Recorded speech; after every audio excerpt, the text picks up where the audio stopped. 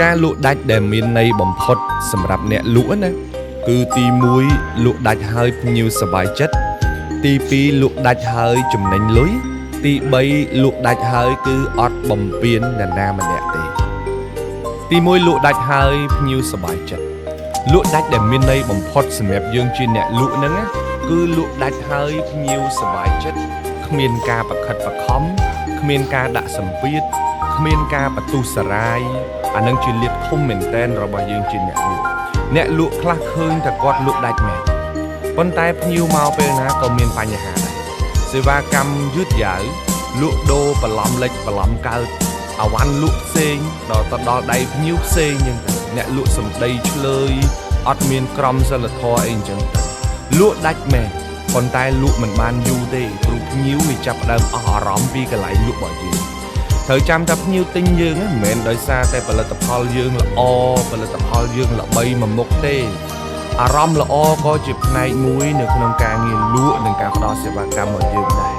អញ្ចឹងបើលក់ដាច់ហើយភ្ញៀវខូចអារម្មណ៍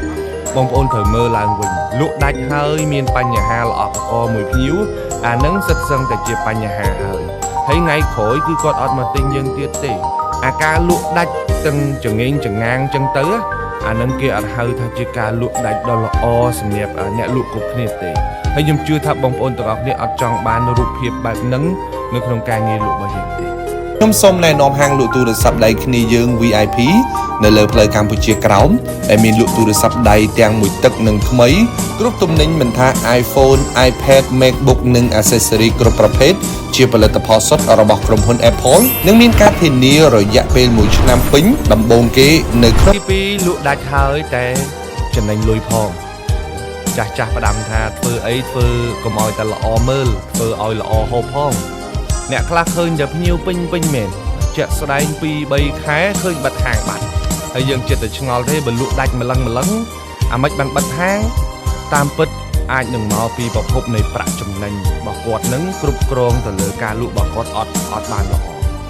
មែនតើខ្ញុំគិតថាអ្នកលក់មួយចំនួនគឺគាត់ប៉ាកែរឿងបញ្ចុះតម្លៃប៉ាកែរឿង promotion ពេលខ្លះយើងអត់មានវិធីអីក្រៅពីហ្នឹងទេបញ្ចុះយូរទៅគឺតែចុះឲ្យពិបាកឡើងដែរហើយភ្ញៀវស្រុកយើងដឹងស្រាប់ហើយពេលបញ្ចុះមកទិញហើយដល់ពេលឡើងវិញចាំពេលបញ្ចុះអញ្ចឹងយើងជាអ្នកលក់ត្រូវមើលដែរលក់បែបម៉េចឲ្យបានហូបផងលក់បែបម៉េចឲ្យវាចំណេញលុយមកយើងផងមិនមែនគិតតែធ្វើឲ្យភ្ញៀវសប្បាយចិត្តហើយអស់ចុងអស់ដើមក៏យើងអត់គិតអានឹងអត់បានទេភ្ញៀវចង់បានតែថោកទេហើយបើយើងលក់ថោករហូតដល់កាប់ឆ្នាំងបាយខ្លួនឯងអានឹងក៏វាអត់កើតដែរលក់ត្រូវគិតលើប្រាក់ចំណេញឲ្យមែនតែនគិតថាធ្វើម៉េចឲ្យវាចំណេញបើមិនចំណេញអាហ្នឹងក៏យើងចំណេញអាផ្សេង